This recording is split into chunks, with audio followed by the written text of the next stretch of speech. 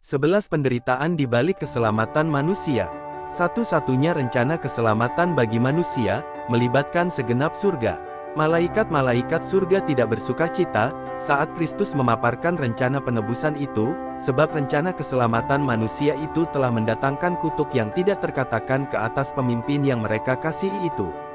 Dalam duka dan keheran-heranan malaikat mendengarkan kata-kata Yesus, waktu ia menceritakan kepada mereka bagaimana ia harus meninggalkan kesucian, dan damai surga, meninggalkan kesukaan, kemuliaan, kehidupan kekal dan hidup di tengah-tengah kehinaan, menahan penderitaan kehinaan dan kematian di bumi.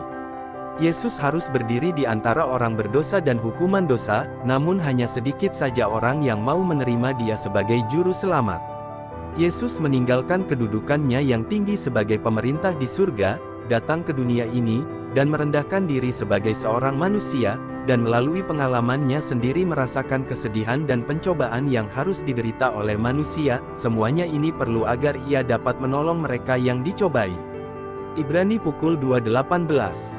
Yesus akan diserahkan kepada tangan orang-orang jahat dan menjadi korban penghinaan dan penganiayaan yang diilhami oleh setan. Ia menderita kematian yang paling mengerikan, digantung di antara langit dan bumi sebagai seorang yang berdosa. Penderitaan yang dialami Yesus begitu hebat, sehingga malaikat-malaikat tidak sanggup untuk melihatnya serta menutupi wajah mereka dari pemandangan yang mengerikan itu. Yesus harus menderita tekanan jiwa, yaitu disembunyikannya wajah Bapa, sementara akibat pelanggaran beban dosa seluruh dunia ini ditimpakan ke atas dirinya. Malaikat-malaikat bersujud di kaki Kristus dan menawarkan diri untuk dijadikan satu korban bagi manusia. Namun, hidup seorang malaikat tidak dapat membayar hutang itu, hanya Yesus yang telah menjadikan manusia, yang mempunyai kuasa untuk melakukan penebusan.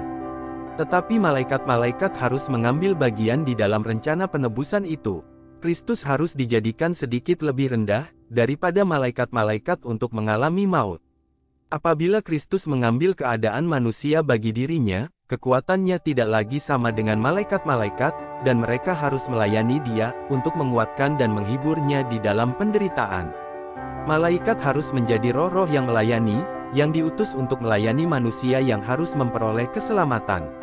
Malaikat harus menjaga orang-orang yang berada di bawah anugerah itu dari kuasa malaikat-malaikat jahat dan dari kegelapan yang senantiasa ditimbulkan di sekeliling mereka oleh setan.